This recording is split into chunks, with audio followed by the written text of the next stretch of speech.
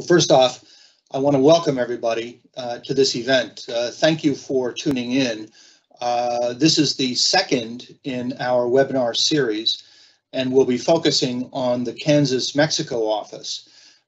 As many of you in the audience know, Mexico is our largest export destination, and is the reason why, that fact is the reason why we have an office there to facilitate trade between Mexico and Kansas, and in particular to help Kansas companies increase their exports into the Mexican environment.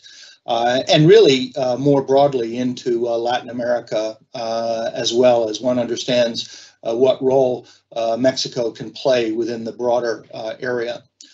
Our next event is going to be held next month, and we'll begin to present some of our findings regarding the best practices that we are continuing to uncover that relate to virtual export promotion.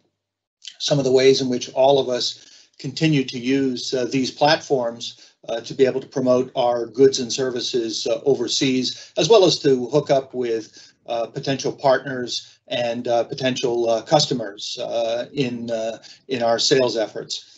We're going to announce the specific subject because there's a lot to cover in that sort of best practices in virtual export promotion. We're going to announce the specific subject and the date early next month, and I hope that many people will tune in to listen to what we found, because it's quite interesting. As a longtime veteran of international trade promotion and export activity, trade show participation, etc. There have been some new wrinkles that have come into play that I think many people will find interesting if they haven't already seen some of this. And so, as you see, we're also experimenting with various webinar platforms to try to make this the best experience we can for those that want to listen to what we have to say. This current platform is Microsoft Teams Live, and actually offers some of the best ways that we found to be able to present information in a way that helps all of our listeners and participants to be able to see it clearly in its representation. I see that we have some of the glitches that appears to be worked out. I'm going to go ahead and wrap up my comments and then hand it off to Mr. Chang Lu, who is the program director for the Kansas-Mexico office. Before I do that, I want to simply let you know that during the course of today's event, you ought to be able to gain more insight into the Mexican economy, some of the geographical, industrial characteristics, as well as some of the impact that COVID-19 has had on Mexico and on trade activities. We're also going to see some of the key sectors and areas of opportunity, as well as learning more about how the Mexico office can help your business succeed in Mexico. And then at the end, please don't hesitate to use the chat function, and we'll see what we can do to answer any of the questions you may wish to pose. And so without further delay, let me pass I don't know what I'm passing over. I'm passing over the video representation to my colleague, Mr. Chang Lu, who is the program director for the Kansas-Mexico office. So please, Chang, take it away. Jeff, thank you so much for the introduction. And all the participants, I apologize for the minor technical difficulty we had, but I promise you we have a great session coming up. My name is Chen Lu. I work for the Kansas Department of Commerce. I focus on business recruitment and export assistance. And today we're focusing on the latter. Before we start, I would like to lay out the ground rules. If you have a trade-related question, please feel free to ask in the chat box.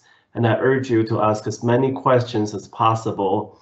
When Tom finished his presentation, he will go over the questions and he will provide you all the details and answers. The session will be recorded and made available to you. So you know, just pay attention. Don't worry about writing down all the notes. Now, without further delay, it is my great honor to introduce Mr. Tom Johnston.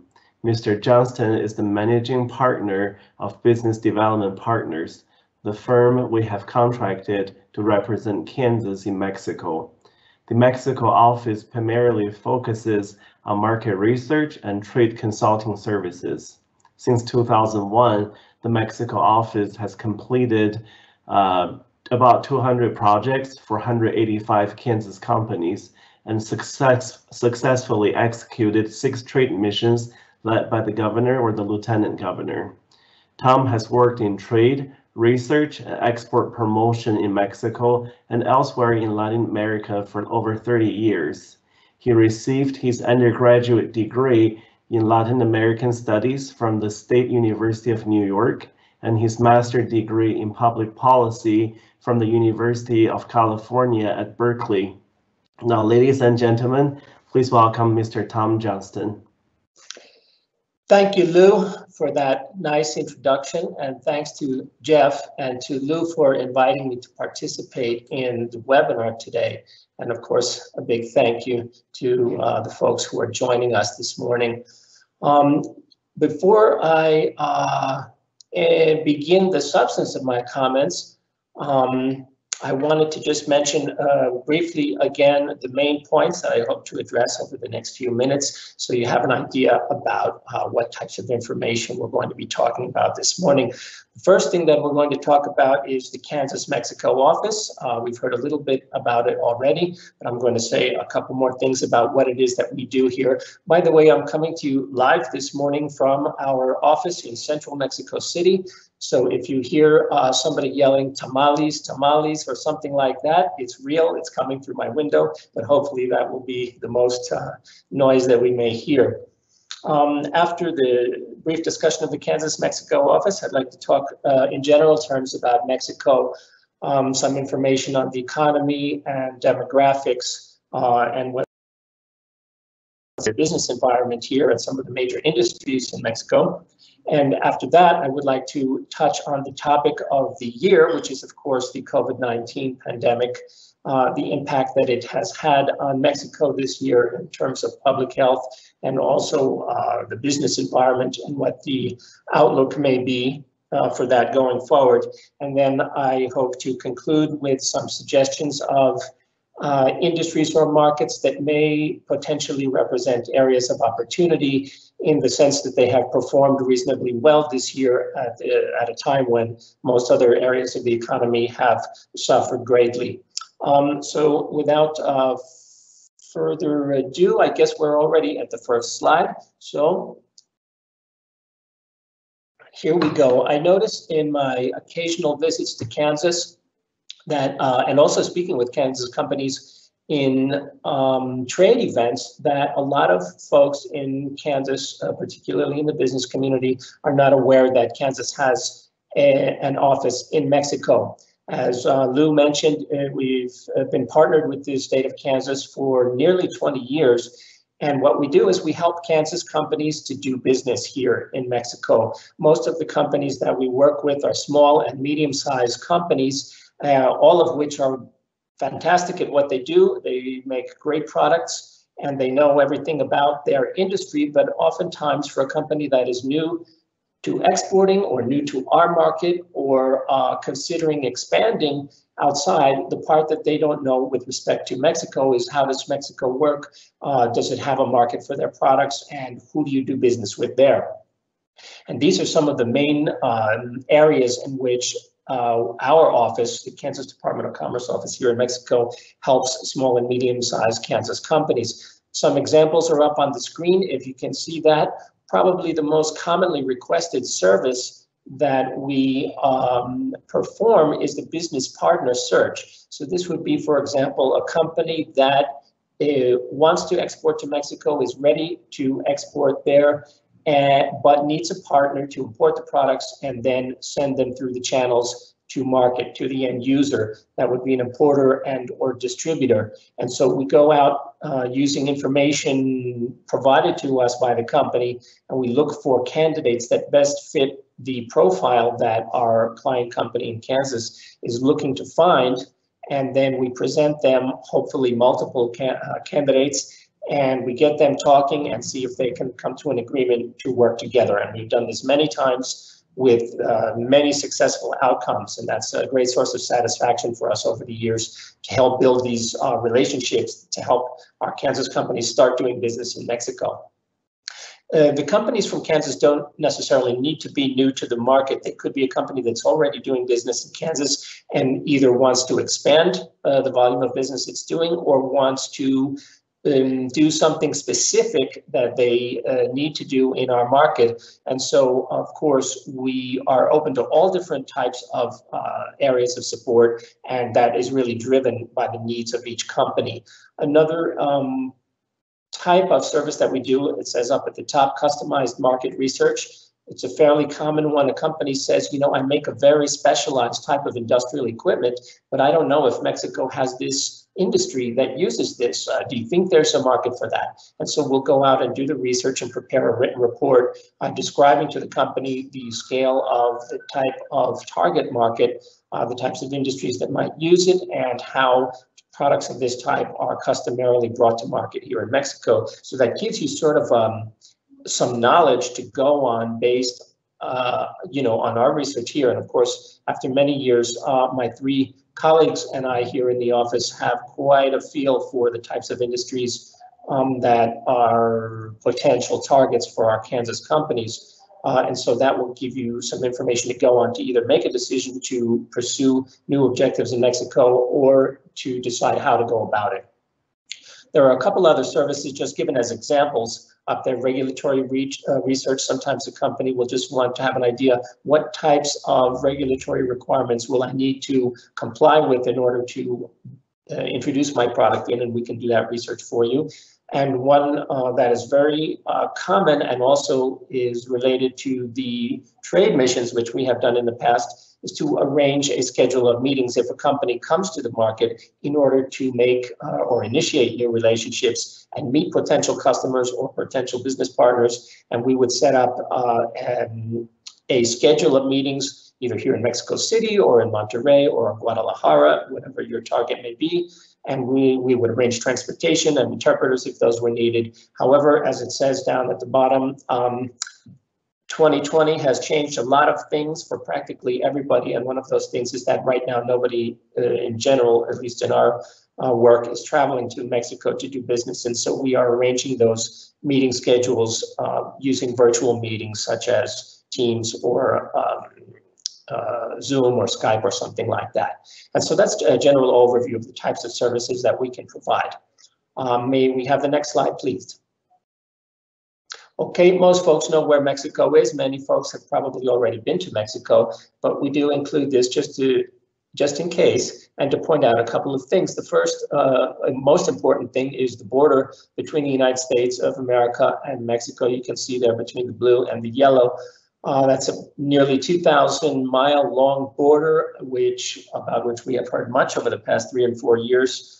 But it serves not only to permit the crossing of human beings, but also an enormous amount of freight, most by truck and also a substantial amount by train.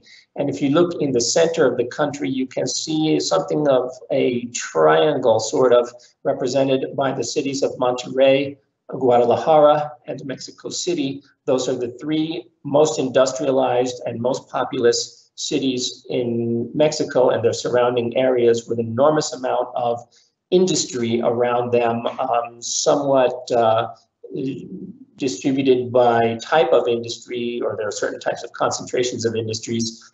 But those really are the three principal places that people come.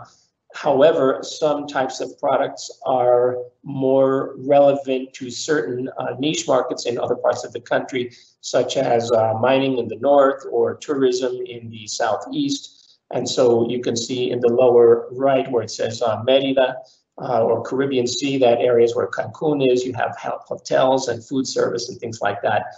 And up in the far upper left-hand corner where it says Ensenada, in that area you have an enormous amount of maquiladora or in-bond manufacturing. And so you have a lot of materials that are crossing the border there for manufacturing in Mexico or certain types of industrial transformation of products that are then returned to the United States. Next slide, please. Here are, this slide is a presentation of a number of economic and demographic factors. You can see them there, not critical to memorize any of this stuff, of course, but the most important point we wanted to bring out with this slide is that Mexico has a very large population, generally large population, much larger than most other Latin American countries. And even if Mexico on a per capita basis is much less prosperous than the United States, even if you take out, you can see in the left-hand side of the slide in the bottom, it says upper income, middle income, lower income.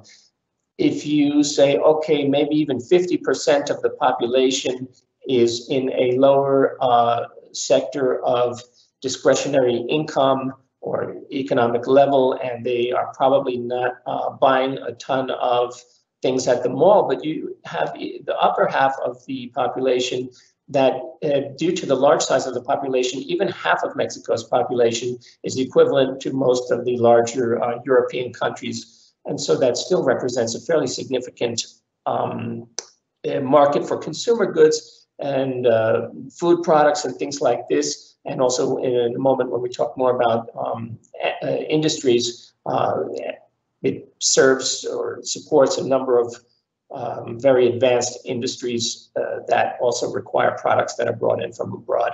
One other item I want to just touch on here, GDP growth.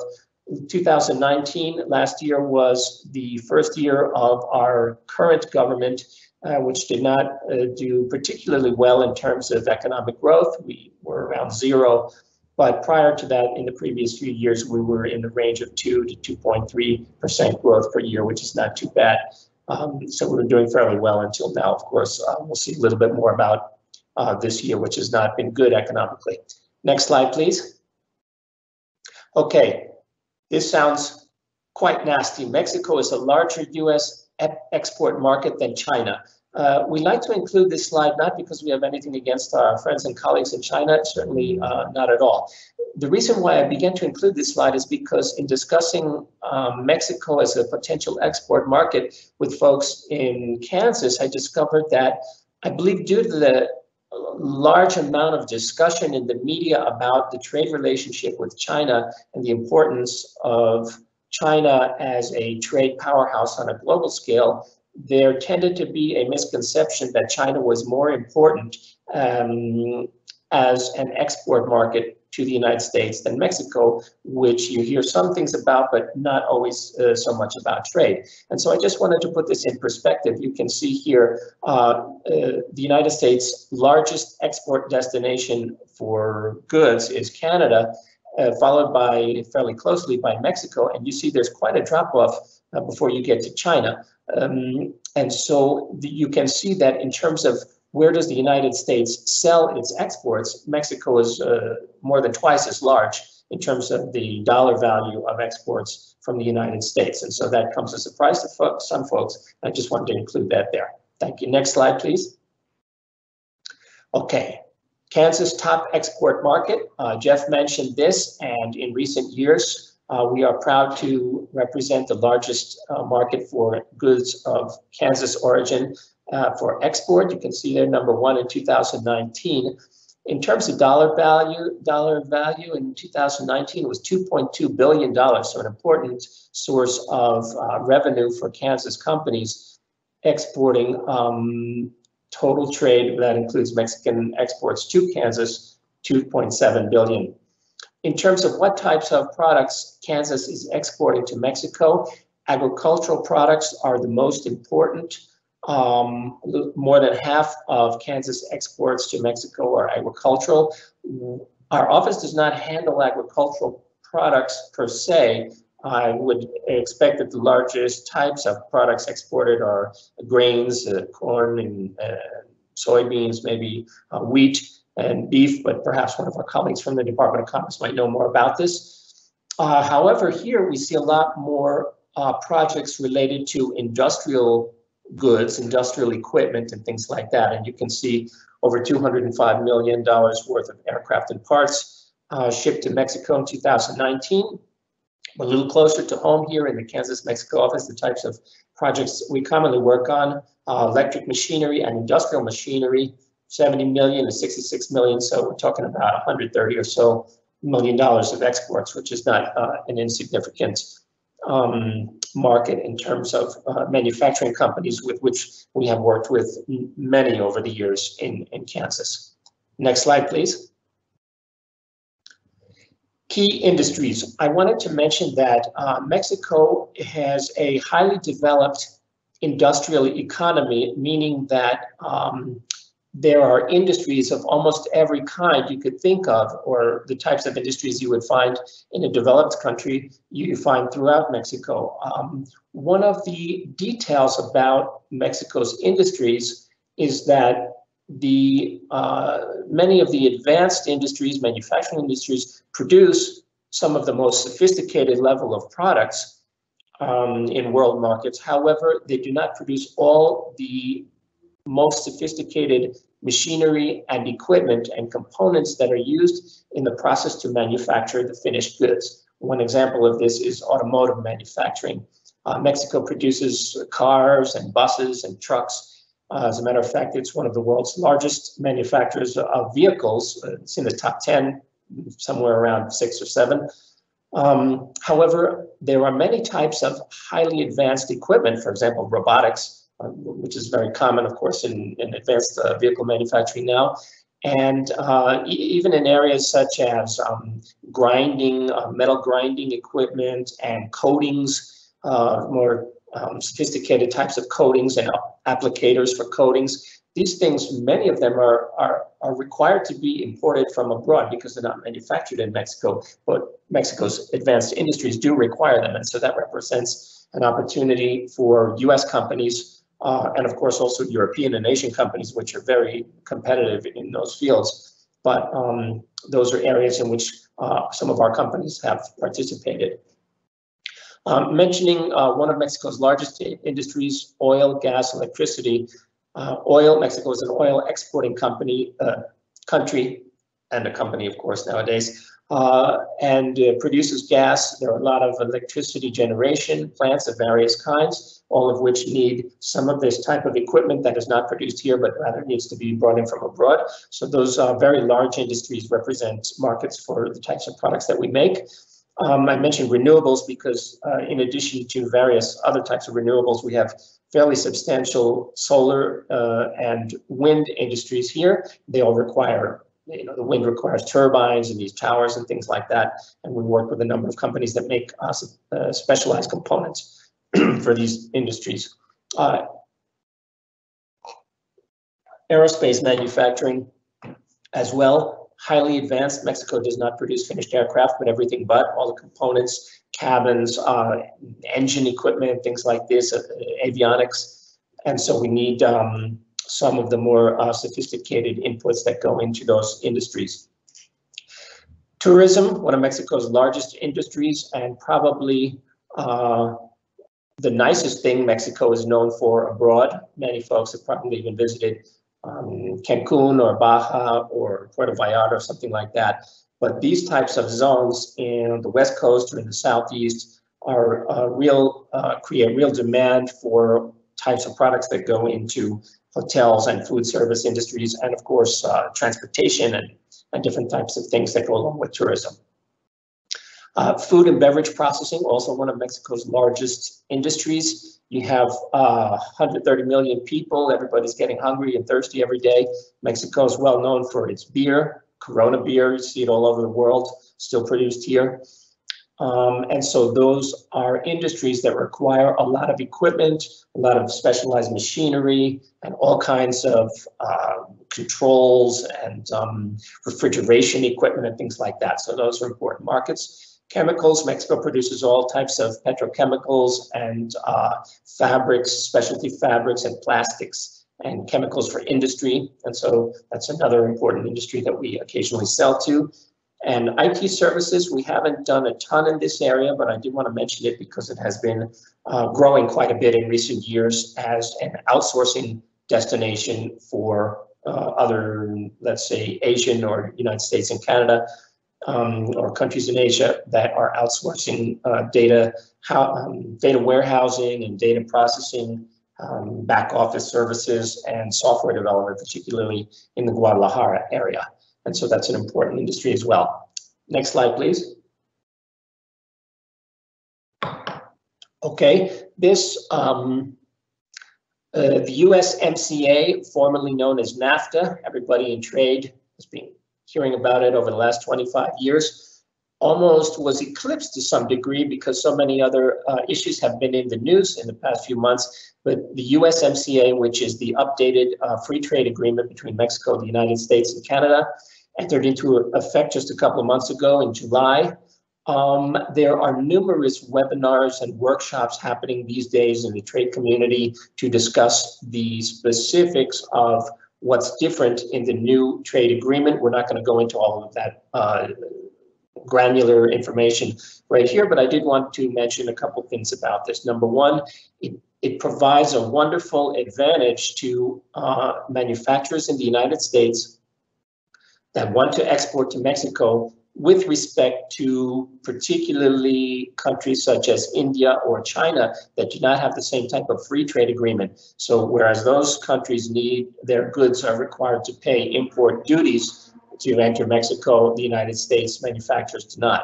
And so that's right from the beginning, a certain degree of advantage, together with, of course, the proximity of the United States. Many goods can be shipped by truck from the United States rather than, for example, ship from China.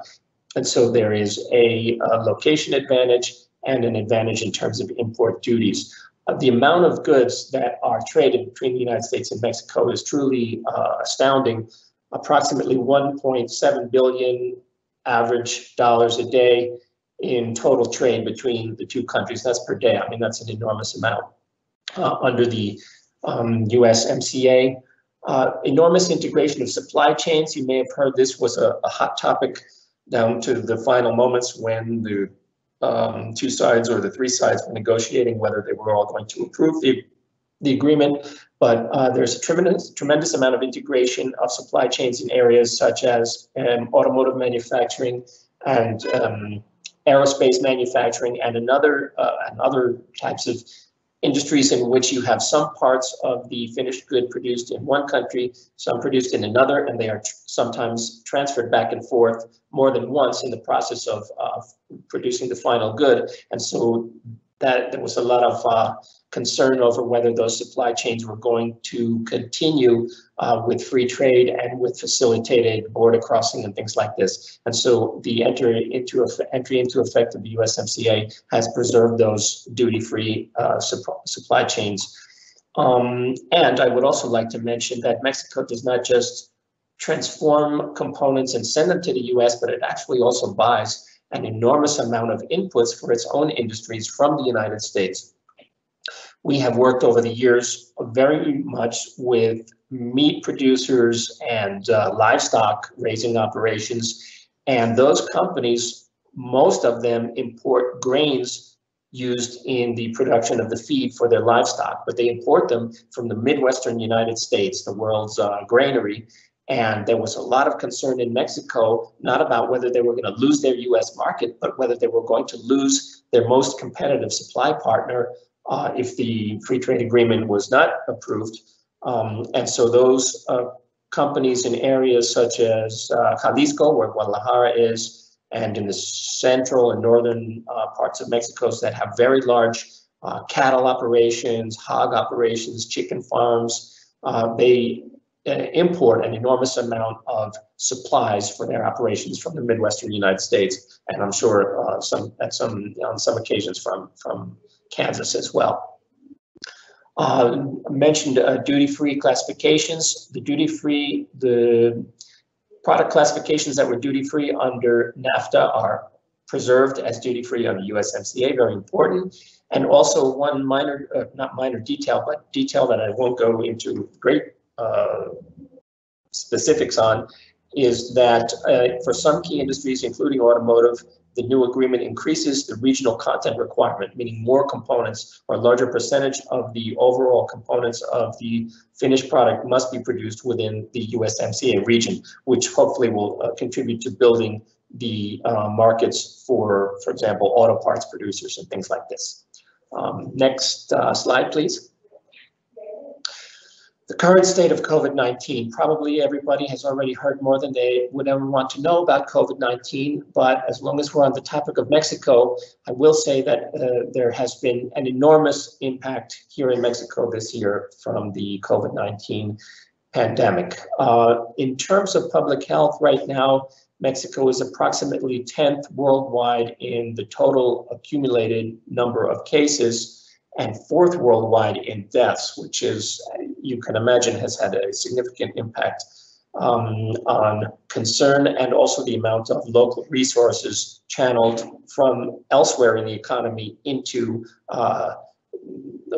let's say, strengthening the capacity and the infrastructure of the public health system here to confront the large number of cases of illness and also people at risk of death. We have had restrictions on economic activity and mobility, for example, whether your business can open or close and whether you can take public transportation. They were imposed in April and they are still in place. So we have had highly restrictive measures in place since April. I didn't count how many months that is, maybe 6 months or something like that. But that has, of course, contributed greatly to the reduction in economic activity. A lot of people have lost their jobs or have a reduced level of economic activity, means people have less money, people aren't spending, and that has a snowball effect throughout the entire economy. Right now, unfortunately, the current contagion level overall is not improving. There's a certain degree of plateau. However, there is current concern right now about a second or third wave, whichever wave we're up to at this point. And Mexico City is at risk of returning to the highest level of restriction on economic activity, which would mean most businesses are required to be closed completely, not even open with staggered working hours and things like this. And so we are having that concern right now that it could be perhaps in November we may return to the highest level of restriction, although we're still at a fairly strict level of restriction on economic activity right now. And according to our health authorities and political leaders, no major improvement is expected in the near future. May I have the next slide, please? In terms of the economy, the impact has been devastating. We are looking at economic contraction of somewhere in the range of 10%, according to a variety of financial institutions' predictions. And that has been catastrophic, particularly in the small to medium-sized companies sector of the economy. And that includes a lot of job loss, a lot of suspended investments, a lot of money that cannot be spent in order to create new jobs or expand business. And so we are in an advanced state of economic contraction here. One of the philosophical pillars of the current government has been to generally avoid stimulus programs and job protection programs. The president has said he feels that it would be a freebie giveaway to the private sector and things like that. And he has pointedly refrained from introducing much, let's say, economic stimulus from the government side. And that has contributed to not help, let's say, the economy withstand the problems inflicted upon it by the pandemic. And so that has also had a snowball effect.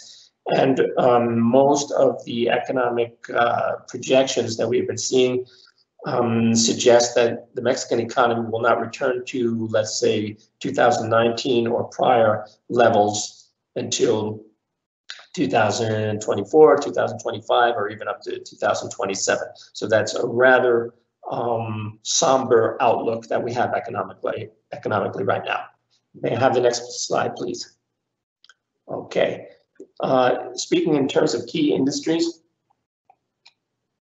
some of Mexico's key industries have been more harshly impacted by the pandemic than others. Automotive manufacturing and tourism, two of the most important industries in the country, were completely shut down for at least 3 months, which was devastating for them.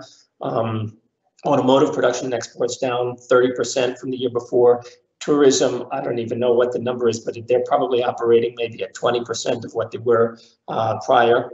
And energy, of course, is still producing electricity and processing oil, but we are undergoing also a shift under the new government of trying to recover control over operations in the oil energy industry in general for the state-run companies rather than the private companies, which had been promoted quite a bit under the prior government. And so we're having kind of a reverse turn in philosophy. And so that has resulted in some lawsuits and some regulatory uncertainty, which is creating kind of an unstable environment there. However, we still have quite a substantial market for the types of products that go into these industries. May I have the next slide, please?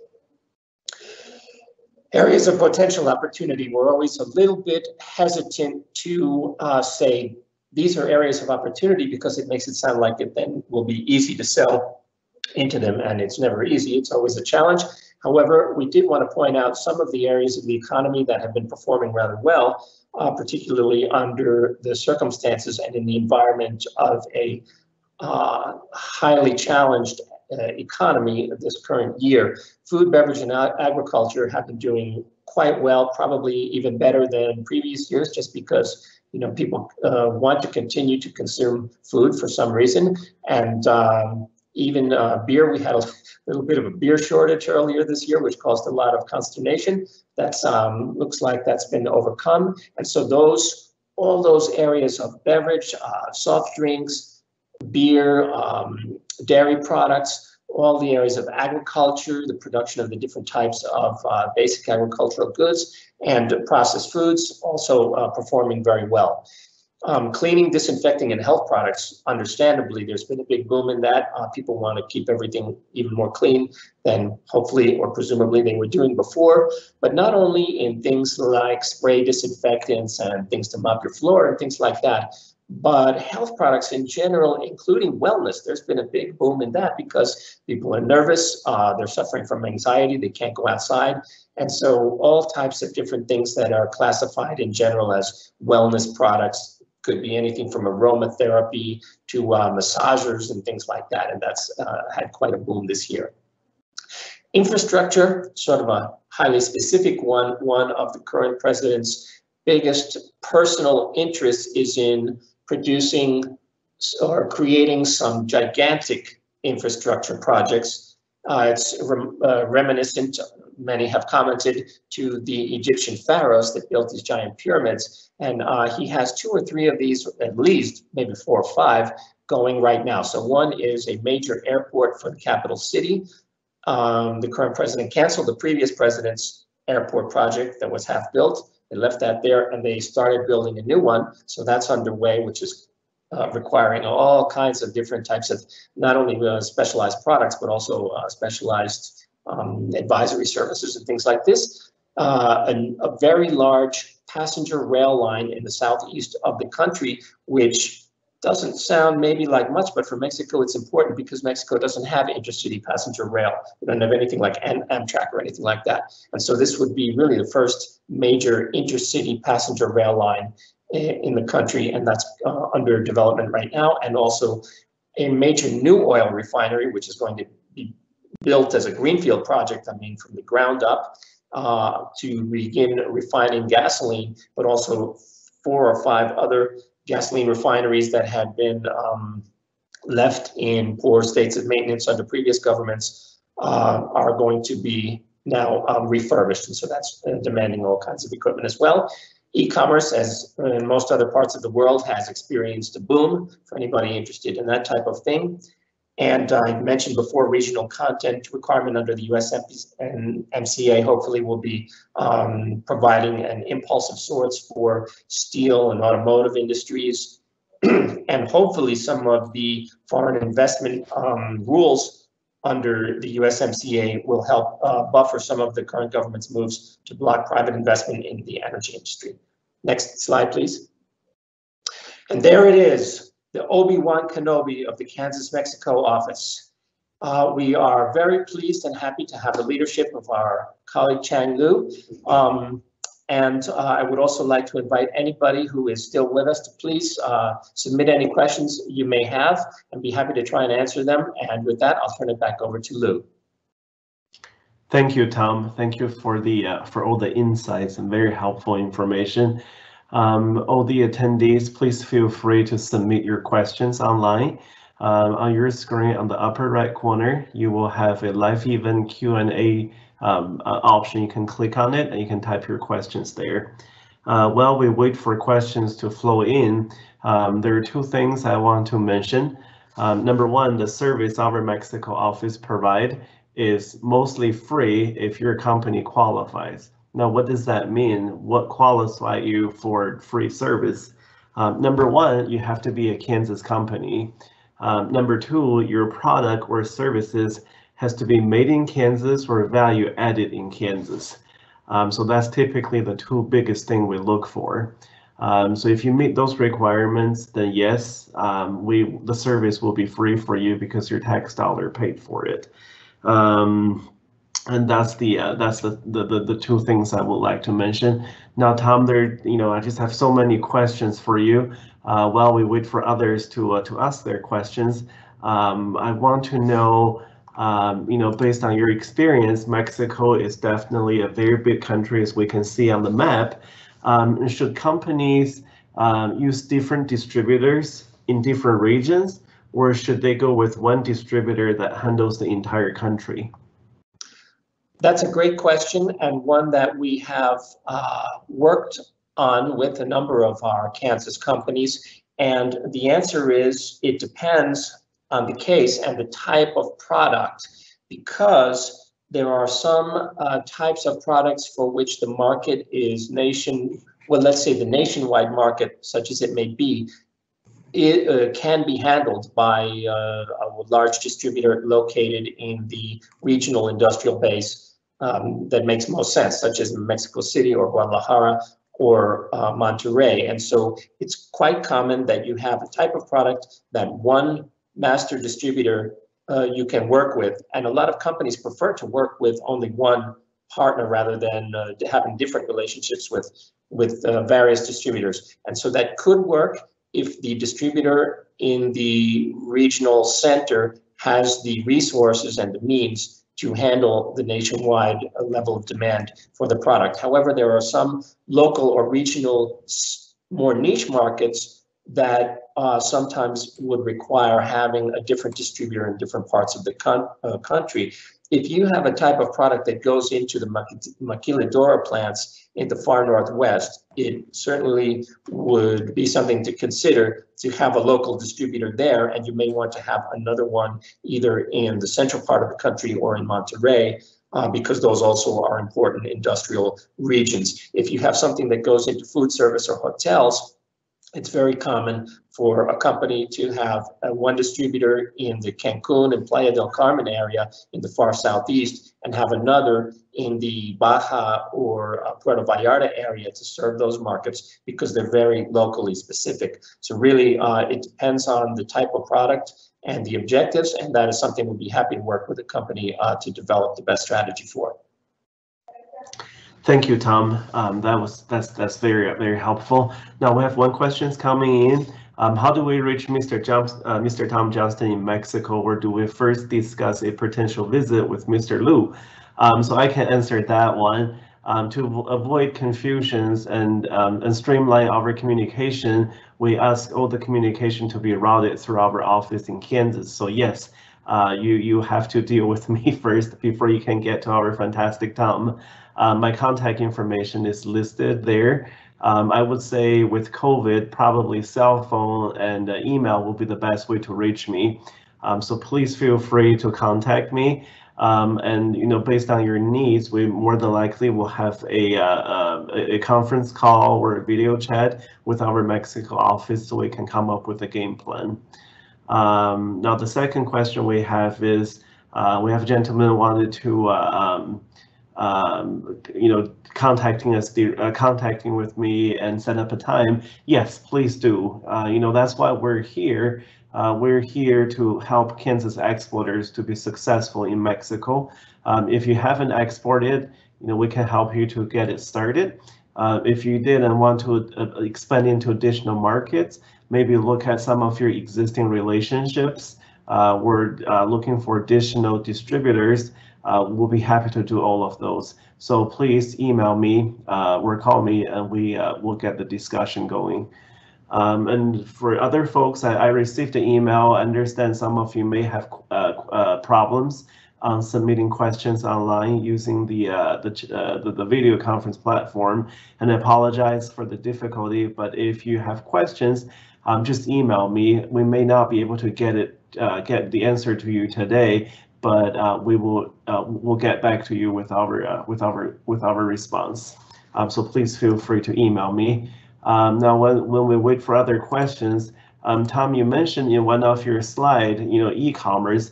E-commerce is becoming more and more important, especially with COVID. I can't tell you how many times UPS and USPS stops at our house and dropping off boxes. Now, my question is for these type of B2C transactions, what is the best way to ship small packages to Mexico-based consumer? Do you mean like what carrier is the best? Carrier wise, or is it generally reliable? Is the system reliable to use?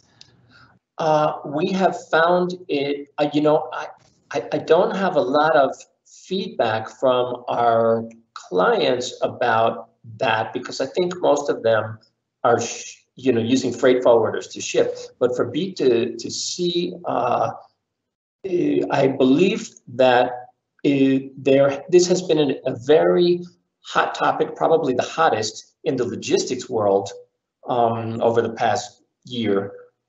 How do the logistics platforms handle this substantial increase in demand and try and perform at a high level without things going off the rails? And I do believe that we've been having good results. Sometimes here in the office, we order things from Amazon or from companies in the US, and they have clearly found a way to make it work, and we've had very good results with that.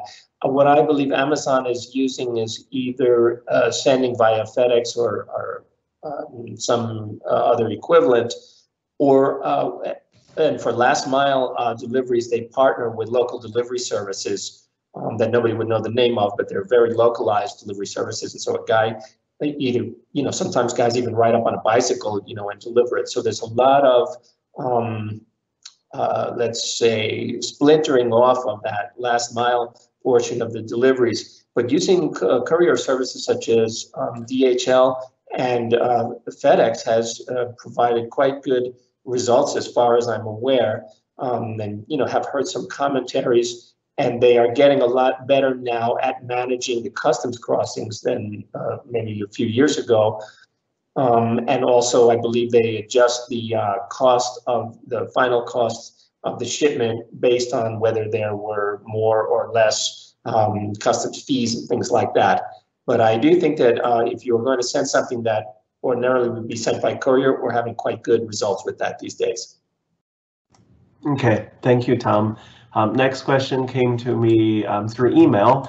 The question is, what are some of the mistakes U.S. exporters typically make when exporting to Mexico?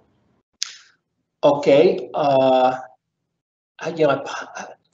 we've pondered that over the years and talked about it a bit. I would say, just to probably hone in on one thing, the biggest thing we find that goes wrong is communication in a new relationship, particularly a new relationship, but also even in relationships that have gone on for a while, meaning that our Kansas companies need to show more perseverance in their communications, because they can't expect the Mexican partner to be very communicative. On one hand, you have a language issue sometimes where the people feel they can't really communicate well in English, and they use that as an excuse to not respond very much, or just in general. I mean, we send out emails to companies all the time and call them, and they're not very responsive. And what we have, on many occasions is our client companies in the US send out an email, or they may even tell a company, oh, if you want to buy something from us, just have a look at our website and send us an email. It's not good enough because these guys are busy with other stuff and it's easy for them to get distracted, and they're just not going to do it. So the biggest mistake probably is just to send out an email, and if the person doesn't answer, then they kind of let it fall through the cracks. You really need to show perseverance, and you can also ask us to help. That's one of the services we can provide. If they say, look, this company showed some interest, I sent them 3 emails and they haven't responded, can you give them a call and see if you can get an answer out of them? That's one of the things we do regularly for companies. So I would say then, if you want to describe it as a mistake, it's to not pursue the communications with enough perseverance, and also you can also ask us to help.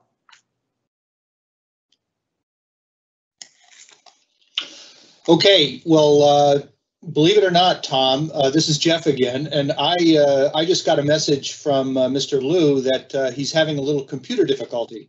So in the interest of proceeding forward, while he continues to work with his computer to get it back up online, I want to follow up on your question or your discussion relative to language.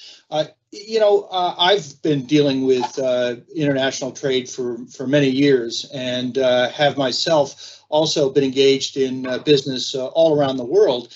And of course, I find that the extent to which any U.S. small, medium-sized company can introduce language capability, whether it's in their marketing media presentations, whether it's having somebody on staff who is at least somewhat conversant in the language in question, that those all bode well for making that positive contact. Can you elaborate a little bit further about whether or not it's important to have a Spanish-speaking member on staff, or do most business contacts in Mexico speak English well enough to be able to transact business, or is it really important to maybe for double checking or going back, as you said, to not just assume that the folks on the Mexican side are going to be as responsive? Are there other sort of tips, tricks, other kinds of advice that you can provide to us in this area that we can all take away as useful? Absolutely, and that's a super question. It's come up many times, and there are many types of answers and fine shades to this, but to try and sort of focus on it, one thing I would say is that if you, in Mexico, for example, you have the entire breadth of the spectrum of people's English language capabilities in business. Some people don't speak English at all, and some people speak it at an excellent level, and you just never know what you're going to get.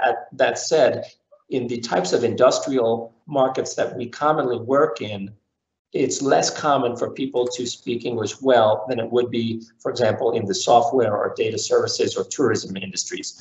So it's common for us to find that the local partners, even if they do speak some English, that their English is not great. And so when you think about whether you feel like you need or would want a Spanish-speaking person on your own staff, of course, for most companies, it depends on the volume of business they're doing in Spanish-speaking countries. But in general, I would say it's not indispensable, but it sure is better. And if you are competing with another company and that company has better language capabilities than your company does, that's going to be a not insignificant factor for the buyer, because they feel more comfortable being able to communicate in their own language, and then maybe they can develop that relationship more. So I think if you're going to do a significant amount of business in Spanish-speaking countries, it's pretty important to have somebody to be able to communicate in Spanish. And I want to add one little subtle detail that I never hear anyone else mention, but to me, it's turned out to be important over the years on this topic. And that is, you have a lot of people in the United States that, let's say, and this could get a little sensitive, but let's say they market themselves as bilingual English-Spanish, because maybe some come from family backgrounds in which Spanish was spoken, or they took it in school or something like that. And what I have found over the years working on both sides of the border is that there's a big range of capabilities among people who say, I am bilingual, or I can, conduct business in Spanish. And we have had cases where companies from the US have sent down people to Mexico to represent their companies and do business in our market. And those people were presented as Spanish speaking, but their Spanish was too poor to effectively conduct communications in a business context. And so just because it sounds like Spanish for the non-Spanish speaker, it's not necessarily good enough. And so a little bit is better than none.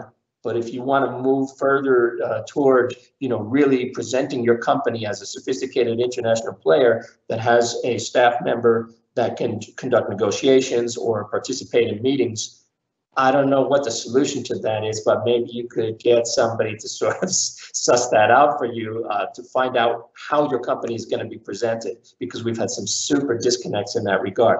But just on the most introductory level, anybody who was either good at it in school or grew up with a grandmother or something teaching them learning Spanish in the kitchen, and for a kind of a general introductory level, it's certainly better than not having any at all. Well, thank you, Tom. I think that answers a lot of questions for a lot of folks. Lou has gotten his computer back, and so I'll just simply turn the show back over to him. He's doing a fine job. Thank you, Lou. Thank you, Jeff, and thank you, Tom. We are approaching the end of our presentation, and I know there are a couple of additional questions here. I'll ask one more question, then the rest we will reach out to you and provide answers. The last question we have is lots of projects the company work on in the wastewater treatment industry have been suspended due to lack of financing by federal government. I'm assuming that means the US federal government or possibly the Mexican federal government. And what is your expectation of when Mexican government will be in a position to release funding for water, waste treatment, and infrastructure related projects? Okay, that's a pretty specific one. I don't know the specifics of what program the question may be referring to, but whether it's the federal funding is coming from the US government or from the Mexican government. However, in general terms, I can just say that the current government that we have now, which began last year, one of the hallmarks of the policy direction of the current government is to drastically reduce federal programs. And that is affecting a wide range of different types of businesses and industries, and all the way from culture on one side, support for cultural activities, all the way through to industry. And that is the strong pursuit of reduction of public spending on let's say the economy in general, is combined with also a philosophical distaste for supporting activities of the private sector. Now, in water treatment, you may be talking about largely about municipal government plants, but there's also a lot of industrial plants that are part of industrial operations. And so if there was a specific program of the Mexican government to provide economic support for the development of water treatment plants in private industry plants, I would not be surprised at all if that is going to be on hold indefinitely, or at least funding will be reduced, because that forms part of the overall kind of philosophical direction that the current government is going. So I would say the outlook for that is probably not good. Thank you, Tom. Now that brings us to the conclusion of the presentation. We had a very thoughtful discussion today, all the participants and all of our presenters. Thank you for your time and interest in Mexico. Please feel free to contact me if you would like to explore the Mexican market further or have any questions regarding Mexico. Just remember, we're only one call and one email away. As Jeff mentioned earlier, we have a couple of other exciting programs coming up. Please stay tuned and look for an announcement. And thank you again, everybody. Have a wonderful day.